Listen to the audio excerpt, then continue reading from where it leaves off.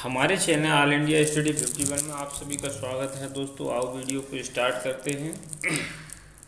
प्रश्न, मौर्य साम्राज्य से संबंधित महत्वपूर्ण प्रश्न। प्रश्न नंबर 1, नंद वंश के पतन के पश्चात किस वंश का उदय हुआ? पहला विकल्प हर्यक वंश 545 ईस्वी से 412 ईस्वी तक शासन किया था। नंद वंश 364 ईस्वी से 322 ईसा पूर्व। विकल्प सी शिशुनाग वंश 412 से 364 ईसा पूर्व तक। विकल्प डी मौर्य वंश 322 से 185 ईसा पूर्व। नंद वंश बी विकल्प सही है। अन्य विकल्प के बारे में, हर्यक वंश का संस्थापक बिंबिसार थे। नंद वंश के संस्थापक महापद्म नंद। और शिशुनाग वंश, शिशुनाग द्वारा इस वंश का निर्माण किया गया था। और मौर्य वंश, इस वंश के संस्थापक चंद्रगुप्त मौर्य थे। नेक्स्ट क्वेश्चन, मौर्य साम्राज्य के संस्थापक का नाम क्या था? चंद्रगुप्त मौर्य, अशोक महान, अजातशत्रु, बिंदुसार।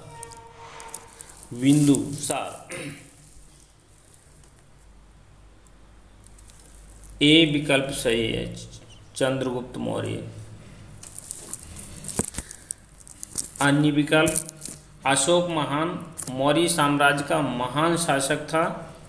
अजातशत्रु हर्यक वंश का द्वितीय महत्वपूर्ण शासक था। बिंदुसार अशोक के पिता थे। नेक्स्ट क्वेश्चन, किस शासक द्वारा अशोक के मेरठ एवं टोपरा के स्तंभों को दिल्ली लाया गया? अलाउद्दीन खिलजी द्वारा, फिरोज तुगलक द्वारा, गयासुद्दीन तुगलक द्वारा या बलबन द्वारा? फिरोज तुगलक द्वारा, बी विकल्प सही है। अन्य विकल्प के बारे में, ये सभी दिल्ली सल्तनत से संबंधित शासक हैं। अलाउद्दीन खिलजी,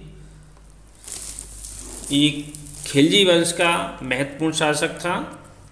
फिरोज तुगलक तुगलक वंश का महत्वपूर्ण शासक था। गयासुद्दीन तुगलक तुगलक वंश का संस्थापक था ये। और बलबन गुलाम वंश या मामलुक वंश का महत्वपूर्ण शासक था, जिसने रक्त और लौह की नीति को अपनाया था। तो अगला प्रश्न, सर्वप्रथम अशोक के अभिलेखों को 1750 ईस्वी में किसके द्वारा खोज की गई? ए विकल्प टी फिनतेलर द्वारा, बी विकल्प जेम्स प्रिंसेप द्वारा, सी ए और बी दोनों के द्वारा, या डी इनमें से कोई नहीं? टी फिनतेलर द्वारा, ए विकल्प सही है।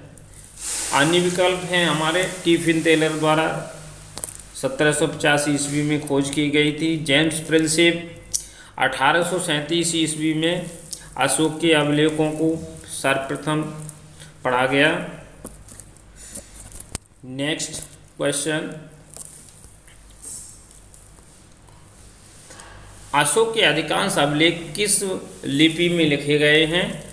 ए विकल्प है खरोष्टी लिपि, बी ब्राह्मी लिपि, और सी यूनानी लिपि, और डी आरमाइक लिपि? बी विकल्प सही है, ब्राह्मी लिपि।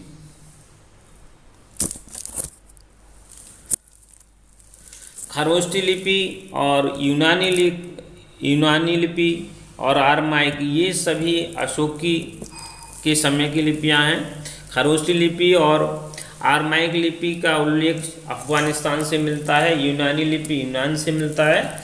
नेक्स्ट क्वेश्चन है, अशोक अपने राज्याभिषेक के 8वें वर्ष पश्चात 261 ईसा पूर्व कलिंग विजय प्राप्त की, इसका उल्लेख किस अभिलेख में मिलता है? पहला प्रथम दीर्घ शिलालेख, द्वितीय दीर्घ शिलालेख, 13वां दीर्घ शिलालेख या चौथा दीर्घ शिलालेख? 13वां दीर्घ शिलालेख, विकल्प सी सही है। अन्य विकल्प के बारे में, प्रथम दीर्घ शिलालेख में पशु हत्या का निषेध किया गया है।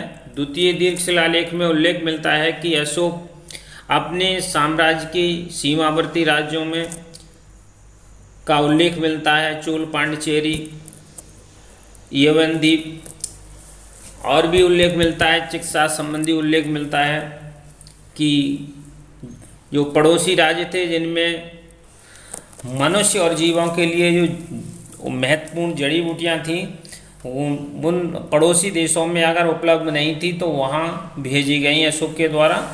13वां शिलालेख ये कलिंग युद्ध से संबंधित है। चौथा दीर्घ शिलालेख, अशोक ने वो घोषणा की कि भेरी युद्ध को धम्य घोष में परिवर्तित कर दिया गया है। नेक्स्ट क्वेश्चन,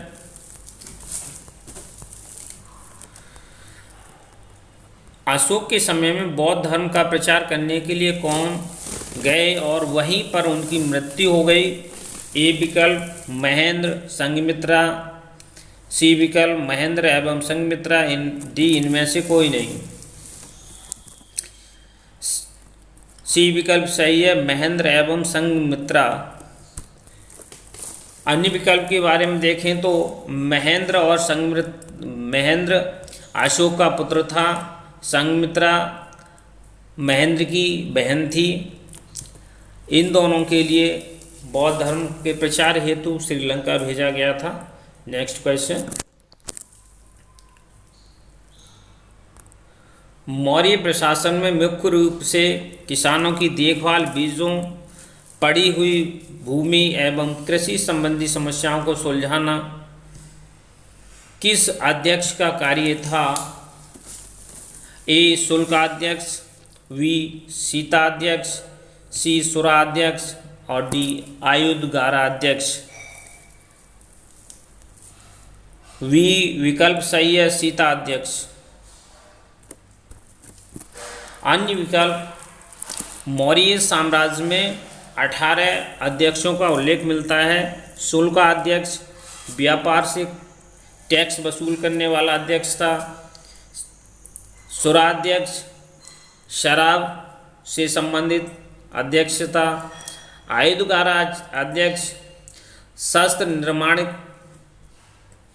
निर्माण करने वाला ये क्या है अध्यक्ष था। इसके अंतर्गत शस्त्रों का निर्माण किया जाता था। Next question,